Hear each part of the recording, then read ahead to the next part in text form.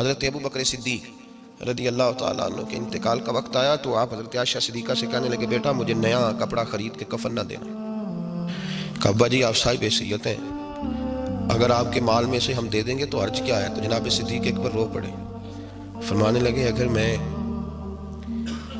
نیک ہوا تو پھر اللہ کریم مجھے جنت کا لباس پہنا دے گا, اور بیٹے اگر میں برا ہوا تو اس پرانے نے بھی تو پھٹ ہی جانا ہے نا, فائدہ کیا نیا لے جانے کا. فرمانے لگے بیٹی نہیں, زندوں کو نئے کپڑوں کی زیادہ ضرورت ہوتی ہے. کوئی پرانا کپڑا اٹھانا سفید رنگ اور دھو کے ابو بکر کو اس میں دفن کر دینا کہ نیکی ایسی ہو جو تیرے لیے کام آ سکے. تو بھائی تو یہ پیدا کر, ایسی لولی لنگڑی نیکی نہ کر جس کی اپنی ٹانگیں نہ ہو, وہ چل ہی نہ سکے تو تجھے کیسے آگے لے کر کے جائے گی. ایسی نیکیاں کریں جو طاقتور ہوں, ایسی نیکی نہیں کریں کہ جو نیکی جو ہے وہ بالکل اثر ہی نہ رکھتی ہو. ایسی نیکیاں کریں جو ہمت والی ہو, ایسی نیکیاں کریں جن کے اندر توانائی ہو, قوت ہو. حضرت باعث بستامی علیہ رحمہ فرمایا کرتے تھے مجھے انسانوں کی بھیڑ میں انسان ہی نہیں ملتا, انسانوں کی بھیڑ میں انسان نہیں ملتا, کہاں تلاش کروں, کدھر جا کے ڈھونڈ کے لائیں.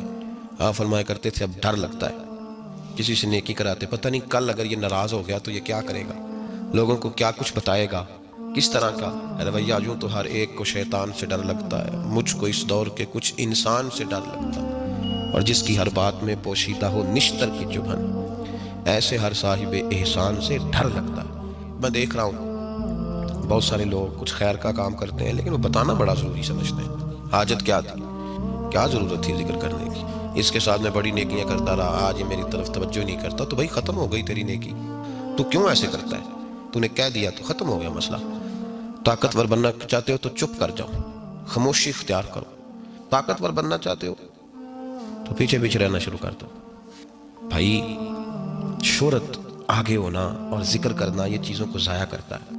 دنیا کے اندر اگر اٹھنا چاہتے ہو تو گرنے کا طریقہ سیکھو, جیتنا چاہتے ہو تو ہارنا سیکھو.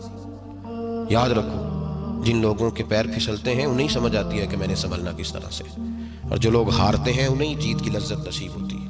جتن جتن تے ہار کوئی کھیڑے تو کدی ہارن کھیڑ فقیرہ, جتن دا مل کوٹی پیندائی ہارن دا مل ہیرا.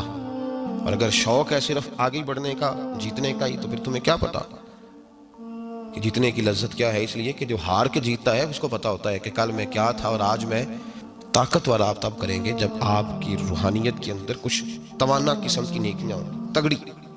اب پریشانیاں بڑھنے لگی پھر آپ طاقتور. اور اگر بس وہی ریاکاری ہے, وہی دکھلاوا ہے, وہی تصنع ہے, وہی بناوٹ, ڈر لگنے لگا ہے. اب چیزیں کھل کے واضح ہونے لگی ہیں کہ نہیں, مشکل ہوتا جا رہا ہے. میں اپنے استاد جی کا بڑا فرما بردار تھا. استاد جی کس کے تھے؟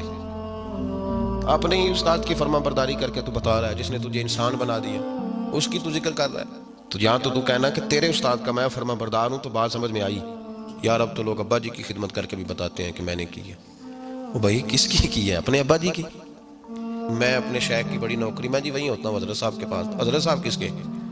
تو اگر تیرے حضرت صاحب ہے تو ذکر کس طرح تو نے کر لی, جملہ کیسے ادا ہوا, فکرہ کیسے تیری زبان سے نکل گیا. یا تو کسی اور کو کہنا کہ میں تیرے حضرت صاحب کے پاس ہوتا ہوں, ان کی نوکری کرتا ہوں, تو پھر تو بات سمجھ میں آئی. پھر اس کا مطلب یہ ہوا کہ تو نے ابھی اس میں گنجائش سمجھی ہے, اس کے اندر تو نے ایک بہت بڑی جو ہے وہ بہت بڑی سپیس دے دی. اس لیے اپنے اپنے حصے کی ڈیوٹی کریں, لیکن طاقت والی نیکی کریں, کمزور نیکی نہ کریں, کمزور نیکیاں نہ کریں. ہماری نیکیاں ہیں صحیح, کچھ ٹوٹی پھوٹی پر کمزور بڑی ہیں, بالوں پر نہیں ہیں. وہ کوئی اور تھا تو میں نے بڑی نیکی کی, حالانکہ بنتا تیرا تھا پر میں جا کے ڈیوٹی کر آیا ہوں. بھائی جب تیرا ہی بنتا تھا تو تو نہیں جانا تھا, ذمہ داری تیری تھی.